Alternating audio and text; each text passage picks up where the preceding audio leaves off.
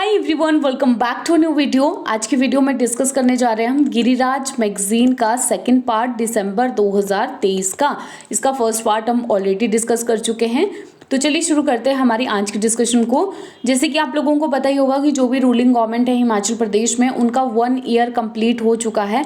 तो ये वाला जो पेपर है, इसमें 1 साल में इन्होंने क्या क्या किया हुआ है, इस चीज़ का ब्यौरा एक आया हुआ था और किन किन स्कीम्स को इन्होंने इम्प्लीमेंट किया है, किन स्कीम की इम्प्लीमेंटेशन का पैसा बढ़ा दिया गया है, घटा दिया गया है, जो बजट है, क्या क्या चीज़ें की गई हैं, वो सब इसमें बताया गया था। तो आप लोगों का एक तरह से रिवीजन हो जाएगा। पिछले समय पर इन्होंने जो भी स्कीम्स को शुरू किया हुआ है या पहले से चलती आ रही स्कीम्स को इम्प्लीमेंट अच्छे तरीके से किया है, वो सब आज आप लोग जानोगे। तो सबसे पहला क्वेश्चन है हमारा, what is the cost of doctor Y S. Parmar Vidyarthi Rin योजना। वाई.एस. परमार विद्यार्थी ऋण योजना की लागत क्या है? तो ये आपके यहाँ पर 200 करोड़ रुपए। Doctor Y S. परमार विद्यार्थी ऋण योजना को शुरू किया गया था गरीब छात्रों के लिए। वो गरीब छात्र जो कि मेधावी छात्र हैं और वो लोग हायर एजुकेशन को परस्यू नहीं कर सकते हैं जस्ट बिकॉज उनके पास फाइनेंशियल क्रंच है, उनके पास रुपए नहीं है। तो इस तरह के लोगों को 20 लाख रुपए तक का लोन इस योजना के अंतर्गत दिया जाता है। अब ये जो 20 लाख रुपए तक का लोन है, ये इनको 1% इंटरेस्ट पे दिया जाएगा, यानी कि मिनिमम इंटरेस्ट पे इनको दिया जाएगा। तो अगर ये हायर एजुकेशन को पाना चाहते हैं, परस्यू करना चाहते हैं, तो उसके लिए इनको रुकना नहीं पड़ेगा, बल्कि ये इस स्कीम के अंतर्गत लोन लेकर के कर सकते हैं। नेक्स्ट आ गया, how much milk cess is imposed on liquor bottle in Himachal Pradesh. Himachal Pradesh में शराब की बोतल पर कितना मिल्क सेस लगाया जाता है? तो ये आपका लगाया जाता है 10 रुपये। जब बजट हुआ था, जब हमने बजट पारित किया गया था, तो उस समय पर ये जो मिल्क सेस है इसको इंट्रोड्यूस किया गया था और ये शराब की बोतल के ऊपर लगाया गया था 10 रुपये का। इससे ये उम्मीद लगाई जा रही है कि रेवेन्यू भी जनरेट होगा। और इसके साथ ही जब ये बजट इंट्रोड्यूस किया गया था तो 2 इंपॉर्टेंट चीज़ें थी जो यहाँ न्यूज़पेपर में मेंशन की गई थी कि उस समय ये अनाउंस की गई थी। एक योजना है आपकी हिमगंगा और दूसरी योजना है आपकी हिम उन्नति। हिम गंगा योजना जो है वो शुरू की गई है ताकि हिमाचल प्रदेश में जो मिल्क की प्रोडक्शन है वो ज़्यादा से ज़्यादा बढ़ सके। मिल्क की प्रोडक्शन तो बढ़े ही, साथ में जो भी लोग एंगेज्ड है मिल्क प्रोडक्शन के लिए, उनकी जो इनकम है वो भी इससे बढ़े। ठीक है, इनकी इनकम को बढ़ाने के लिए एक और चीज़ यहाँ पर की गई है। वो क्या की गई है, की जाएगी कि जो दूध के रेट्स हैं वो 80 रुपये लीटर और 100 रुपये लीटर हो। 80 रुपये गाय के दूध का और 100 रुपीज़ भैंस के दूध का। ठीक है, तो दूध के रेट्स भी बढ़ाए जाएंगे हिमगंगा योजना के अंतर्गत। साथ में जो हिम उन्नति स्कीम है, हिम उन्नति स्कीम को शुरू किया जा रहा है ताकि एक एग्रीकल्चर रेवोल्यूशन को लाया जा सके। कृषि के क्षेत्र में क्रांति लाने के लिए हिम उन्नति योजना की घोषणा की गई है। नेक्स्ट आ गया, how many rupees are given under मुख्यमंत्री विधवा एवं एकल नारी आवास योजना। मुख्यमंत्री विधवा एवं एकल नारी आवास योजना के तहत कितने रुपए दिए जाते हैं?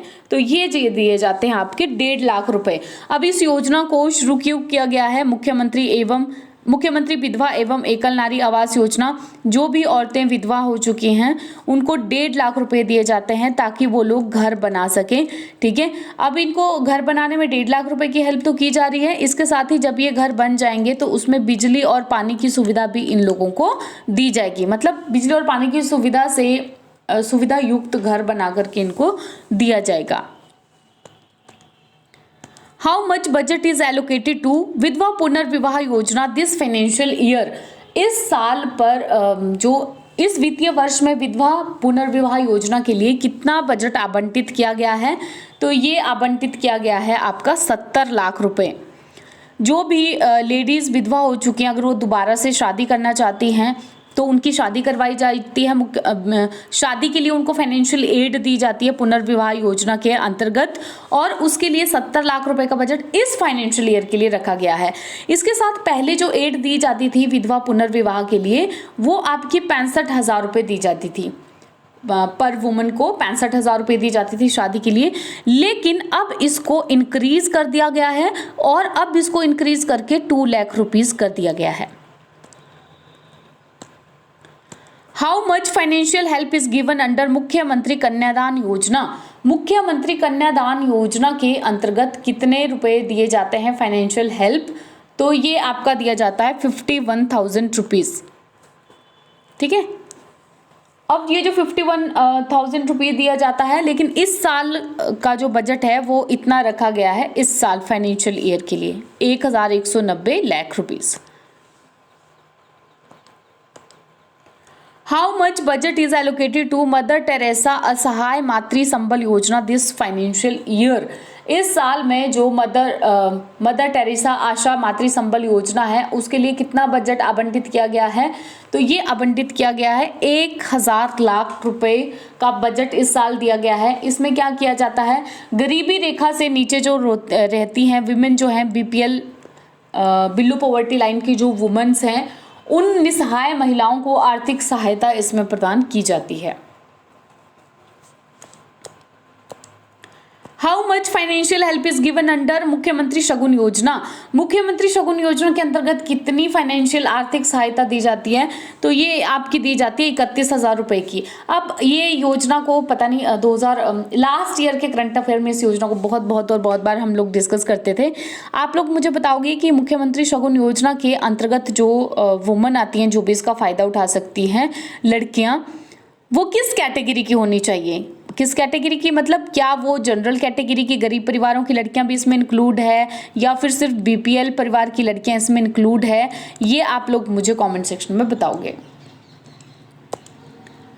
अच्छा, एक और योजना इसमें दी गई थी यहाँ पे, ये सशक्त महिला योजना। सशक्त महिला योजना को शुरू किया गया है अभी हाल ही में। तो ये जो सशक्त महिला योजना है, ये सीधा साधा एक एग्जाम्पल है विमेन एम्पावरमेंट के लिए, एक स्टेप है ये विमेन महिला सशक्तिकरण का एक स्टेप है। इसमें क्या किया जा रहा है कि छोटे छोटे उद्यम को खोलने के लिए, छोटे छोटे कामों को खोलने के लिए महिलाओं को कोलेट्रल, विदाउट कोलेट्रल, यानी कि बिना किसी जमानत के उनको लोन को प्रोवाइड किया जाता है। आप लोगों को पता ही है कि जब भी हम लोगों को लोन लेना होता है तो उसके लिए हम लोग क्या करते हैं, कोलेट्रल देते हैं, जमानत देते हैं। तो बिना किसी जमानत के लोन दिया जाएगा।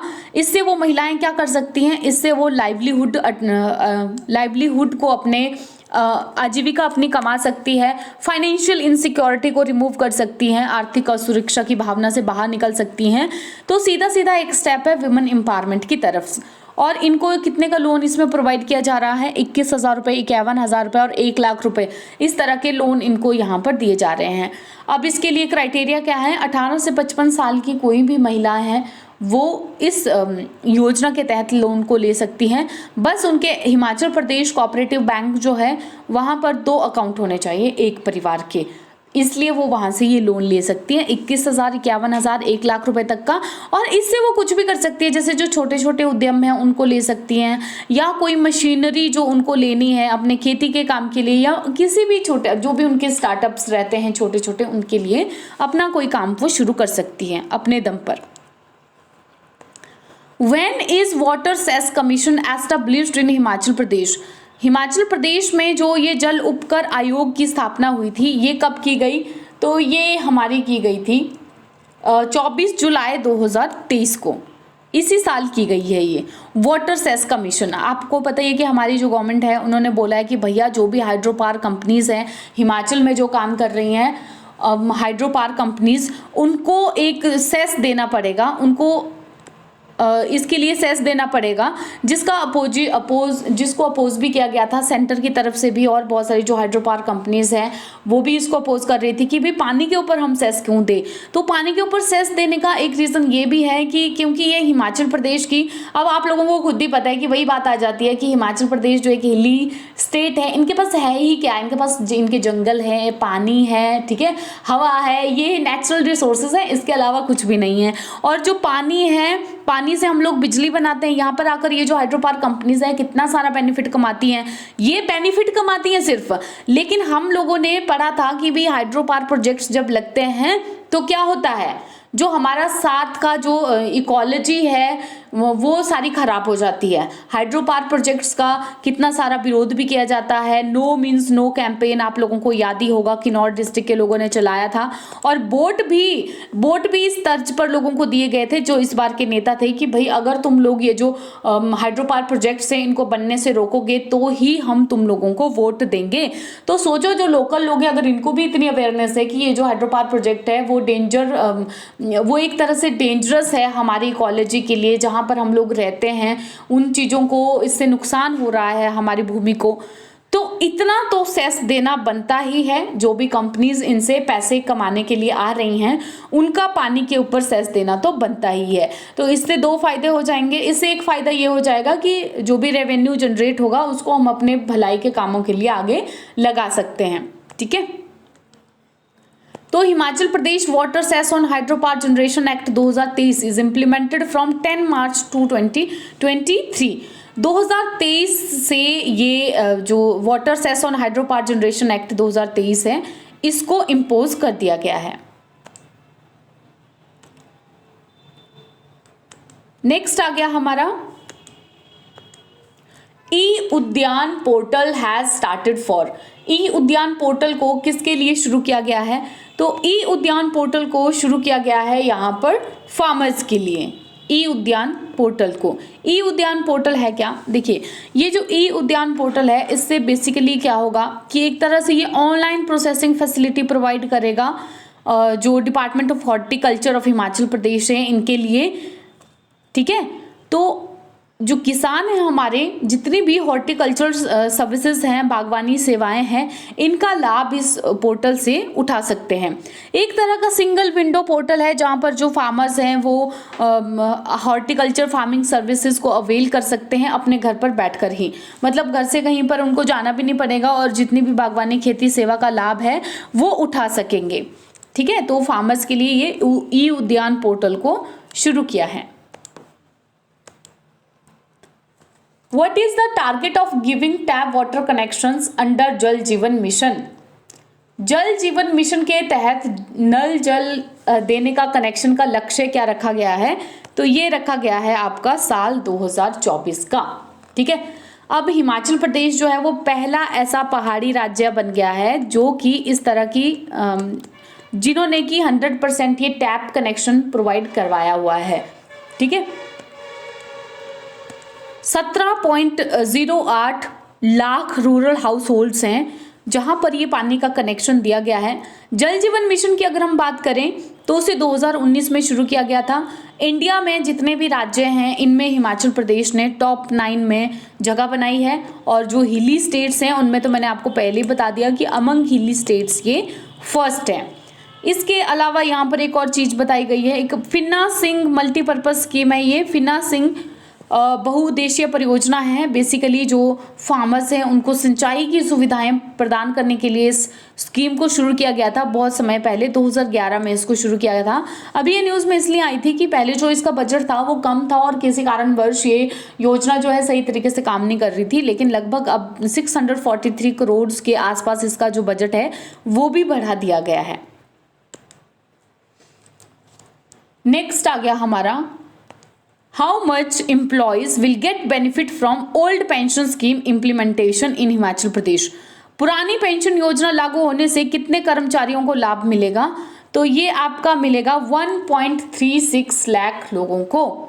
ठीक है, हिमाचल प्रदेश जो है वो 5th स्टेट है जिन्होंने ओपीएस को इम्प्लीमेंट किया है, ओल्ड पेंशन योजना को। ठीक है, और बाकी के कौन कौन से हैं? एक राजस्थान आ गया, छत्तीसगढ़, झारखंड और पंजाब। 5th हिमाचल प्रदेश बन गया है। 2003 से ही हमने ये न्यू पेंशन स्कीम को लागू किया था और अब हिमाचल प्रदेश की जो रूलिंग गवर्नमेंट है उन्होंने प्रॉमिस किया था कि जब ये अगर पावर में आएंगे तो ओल्ड पेंशन योजना को रिस्टोर करेंगे और इन्होंने वही किया। How much subsidy is given for setting E charging station to private vehicle operator? जो निजी वाहन संचालक हैं उनको ई चार्जिंग स्टेशन स्थापित करने के लिए कितनी सब्सिडी दी जाने की बात कही है? तो ये है आपकी 50% निजी वाहन ऑपरेटर्स जो हैं। ठीक है, इनको 50% की सब्सिडी दी जाएगी। ई टैक्सी की परचेज के ऊपर भी 50% की सब्सिडी दी जाएगी। इसके लिए एक वेबसाइट भी बना दी गई है। अगर आप ई टैक्सी को परचेज करना चाहते हो तो इस वेबसाइट पे जाकर के आप रजिस्ट्रेशन करवा सकते हो, बशर्ते फैमिली के एक मेंबर को ही आपकी ई टैक्सी लेने का मौका यहाँ पर दिया जाएगा। ठीक है। राजीव गांधी स्वरोजगार स्कीम का फर्स्ट फेज चालू कर दिया गया है, जिसके जो एक 680 करोड़ रुपए की स्कीम है, जिसको हमारा जो यूथ है उसे स्वरोजगार देने के लिए शुरू किया गया है। इसके अलावा हिमाचल प्रदेश की जो गवर्नमेंट है उन्होंने टारगेट रखा है कि ग्रीन एनर्जी स्टेट को हम बनाएंगे, और ग्रीन एनर्जी स्टेट बनाने के लिए ही ये इस तरह के स्टेप्स लिए जा रहे हैं, ई टैक्सी जैसे, ई व्हीकल्स के जैसे स्टेप्स लिए जा रहे हैं। और आप लोगों को पता ही है कि जो एचआरटीसी का डिपार्टमेंट है वो फर्स्ट ऐसा डिपार्टमेंट बन गया है जिन्होंने कि अपने जो वाहन हैं उनको ई व्हीकल्स सारे रखे हुए हैं। ठीक, तो 31 मार्च 2026 तक ये ग्रीन एनर्जी स्टेट बनेंगे। और ग्रीन एनर्जी स्टेट बनाने के लिए बाकी क्या क्या स्टेप्स लिए जा रहे हैं, एक तो ये ई व्हीकल पॉलिसी हो गई, साथ में ऐसे सोलर एनर्जी के ऊपर ज़्यादा से ज़्यादा फोकस किया जा रहा है। 2023-24 में ये टारगेट रखा गया है कि 500 मेगावाट की क्षमता वाले जो सोलर पावर एनर्जी स्टेशंस हैं वो स्थापित किए जाएंगे। हिमाचल प्रदेश में बिजली की प्रोडक्शन की अगर हम बात करें तो जो टोटल कैपेसिटी है, क्षमता है, वो 27,436 मेगावाट है, जिसमें से हमने 10,579 मेगावाट का दोहन हम कर चुके हैं। Which district is being developed as tourism capital? किस जिले को पर्यटन राजधानी के रूप में विकसित किया जा रहा है? तो ये विकसित किया जा रहा है आपके कांगड़ा डिस्ट्रिक्ट को। कांगड़ा डिस्ट्रिक्ट को टूरिज्म कैपिटल स्थापित करने के लिए भी अलग अलग तरह के स्टेप्स लिए जा रहे हैं, जिसमें शामिल है आपके कांगड़ा में बहुत सारे, कांगड़ा का जैसे जो एयरपोर्ट है उसको एक्सपांड किया जा रहा है, कांगड़ा के एयरपोर्ट को, और बाकी की बहुत सारी चीज़ें यहाँ पर, जैसे आईटी पार्क भी यहाँ पर बनाएंगे। अब एक जू को भी, बनखंडी में एक जू भी बनाया जा रहा है। इसके साथ ही जो पौंग डैम है, पौंग डैम के आसपास का जो एरिया है उसको भी विकसित किया जा रहा है, डेवलप किया जा रहा है। बहुत सारे स्टेप्स लिए जा रहे हैं ताकि जो कांगड़ा है उसको एज अ टूरिज्म कैपिटल विकसित कर दिया जा सके। तो ये तो हमारे करंट अफेयर थे, एक तरह का रिवीजन ही था ये गिरिराज मैगजीन में। और भी बहुत सारे इस तरह के पॉइंट्स दे रखे थे पिछले वाले, लेकिन आए दिनों हम उनको डिस्कस करते रहते हैं, तो मैंने सोचा बार बार क्यों रिपीट करना है हम लोगों को, तो इसलिए ये आज के करंट अफेयर को करते हैं यहीं पर ख़त्म। दूसरे वाले करंट अफेयर आपके रह जाते हैं हिमाचल प्रदेश के, अभी तक 6 से ऑनवर्ड्स, वो भी जल्दी आप लोगों को देखने के लिए मिल जाएंगे। तो आज की डिस्कशन में इतना ही, जल्दी मिलेंगे एक नई और बेहतरीन